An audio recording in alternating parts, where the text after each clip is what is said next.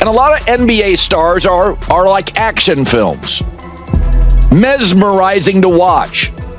Jokic is the best book. Nikola Jokić. That Jokic is already top 20 player all time. We laughed about this off screen, and I wasn't really counting his 3 MVPs, but I'm still not going to say he's top 20. Nick, are you ready for this? I'd take Anthony Davis over Luka. I'd take Anthony Davis over Jokic. My line Today, open. somewhere on social media, they'll be calling you a hater if they do it already. That's what they're going to do to you. You understand what I'm saying? But let me say this to you. I disagree with you because I think that at some point in time, we can't ignore the... A lot of casual fans still underestimate Nikola Jokić, talking like he hasn't already tilted the NBA on its axis. They treat him like he's just another stat-stuffing center, instead of recognizing a player who's rewritten what the position can be. That take falls apart the moment you actually watch him operate night after night. The vision, the pacing, the way he controls a game without forcing it. Even critics who once shrugged him off keep finding themselves walking back old opinions. Sooner or later they all hit the same realization. This isn't a hot streak or a gimmick. It's a new blueprint. And the longer he sustains it, the clearer it becomes that we're watching a shift in basketball philosophy happen in real time, not just a player putting up pretty numbers. Last year, it was the same 2 individuals. And you voted SGA. Joker and SGA. I voted SGA. I'm having trouble this year. SGA's team, best record all year. But Joker has been putting up some phenomenal stats, phenomenal numbers. Top 5 in points, rebounds, steals, assists. Oh my goodness. He's already one of the top players to ever play the game. So today we're unpacking how NBA legends talk about Nikola Jokić and his grip on the league. Because when basketball royalty starts changing its language, you know the ground is shifting. For years, even all-time greats struggled to process what they were seeing. Jokić doesn't dominate in the traditional highlight reel way, so it took time for some icons to recognize just how unprecedented his impact is. Last season proved that point loud and clear when Shaquille O'Neal openly questioned whether Jokić deserved a 3rd MVP, sparking a debate that spread across the entire NBA almost overnight. The argument wasn't just about a trophy, it was about redefining greatness in real time. Before diving into how the legends reacted and why their tone eventually shifted, I'll be honest about my own perspective because watching Jokić forces everyone, fans, analysts, even former superstars, to reassess what dominance really looks like. The most important thing, he changes the way his teammates think about their own play. When you're able to inspire your teammates to play at a level that sometimes they don't even feel like they can play at, that's a true testament of a great. Kevin. 3 and 5 categories? He wilt, nigga. Joker's wilt. Joker is doing wilt-like shit, bro. It's ridiculous, dog. No athleticism, really. Slow rolling, going at his own pace. Like, bro, it's not a miracle, but when you watch it, it's efficient. At first, I honestly thought Shai Gilgeous-Alexander had the MVP locked up. It wasn't a knock on Nikola Jokić, it was just the perspective I had at the time. Like a lot of fans, I needed to step back and look at the bigger picture before my opinion shifted. The deeper the season went, the harder it became to ignore how complete Jokic's impact really was. That kind of realization is part of what makes MVP debates so intense. They force you to rethink what value actually means on a basketball court. When someone like Reggie Miller weighs in, it adds even more weight to the conversation. Miller built his reputation on icy confidence, clutch shooting, relentless motion, and a willingness to take the biggest shot in the loudest moment. Players cut from that cloth don't hand out praise lightly. So when legends with that pedigree start talking about Jokić in a different tone, it signals more than respect. It signals recognition that the game is evolving in front of them, and they're watching a player redefine excellence in real time. I would love to play against him. He's good. He's good, right? He's good. There's so many great centers over the history of our game. Man, is he good. I just hope he stays healthy and able to continue to do what he does because he is fun to watch. Probably more so than anybody in the league. They used to be when the Golden State was healthy, they were really fun to watch. Now I've switched over to Denver. He makes that whole thing go. And wouldn't he be fun to play with? Across 18 seasons, Reggie Miller carried the Indiana Pacers to the 2000 NBA Finals and walked away from the game as the league's all-time leader and made threes at the time of his retirement. Today, as a veteran voice on TNT and ESPN, he's watched every archetype of superstar come and go. That's why his praise carries weight. In a league deeper and more international than ever, Miller argues that Nikola Jokić still separates himself from the pack.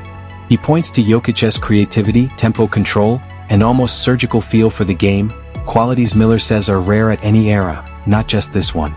To him, it's not just dominance. It's artistry, the kind that forces even seasoned observers to pause and admit they're seeing something the sport doesn't produce very often.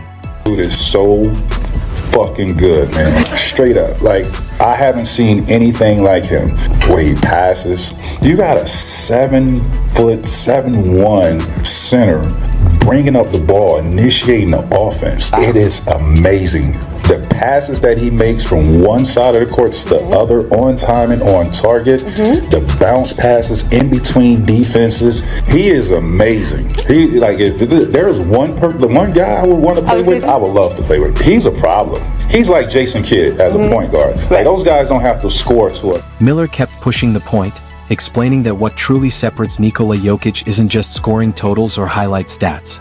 It's the way his presence elevates the entire ecosystem around him.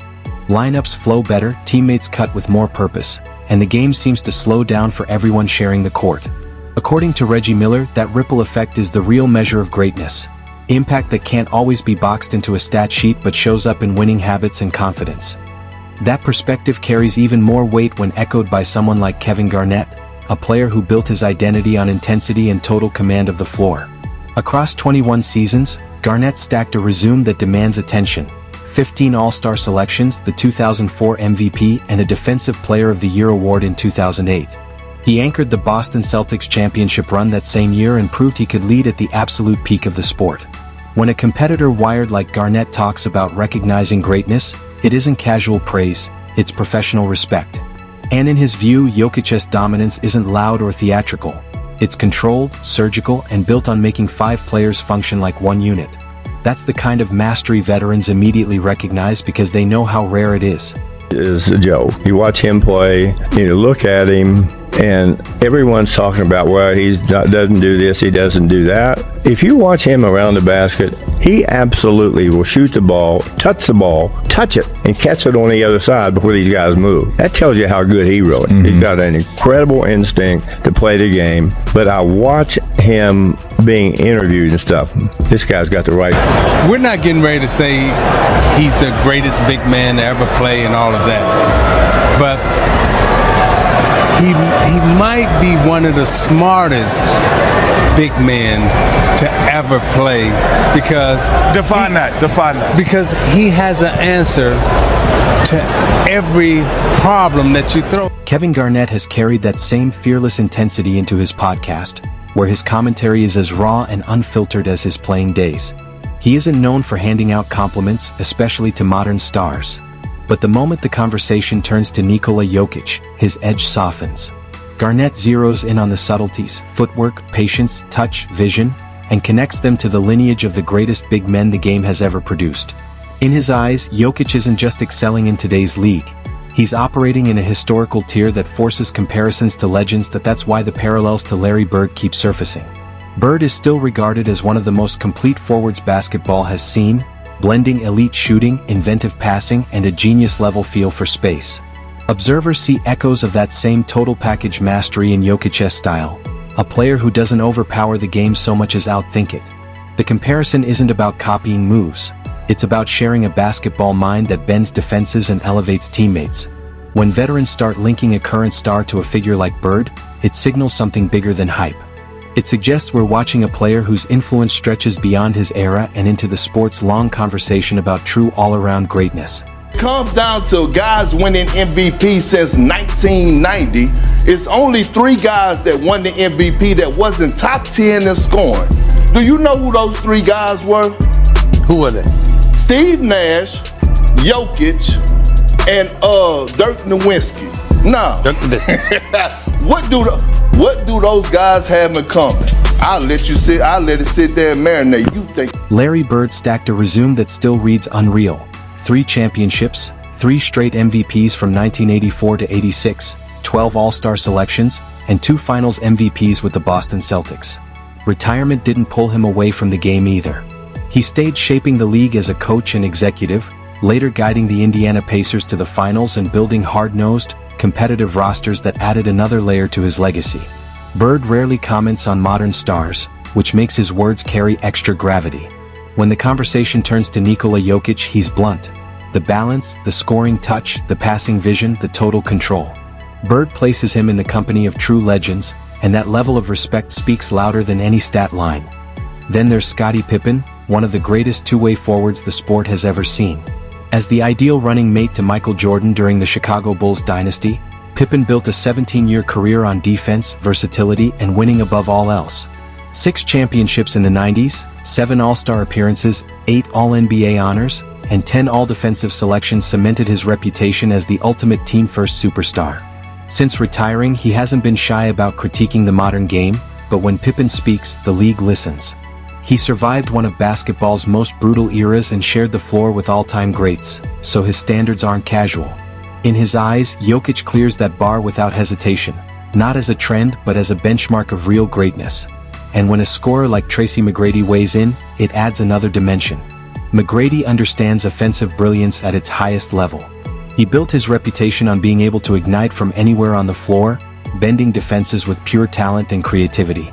So when voices from every archetype, playmakers, defenders, leaders, and elite scorers, all point to the same player, the message becomes impossible to ignore.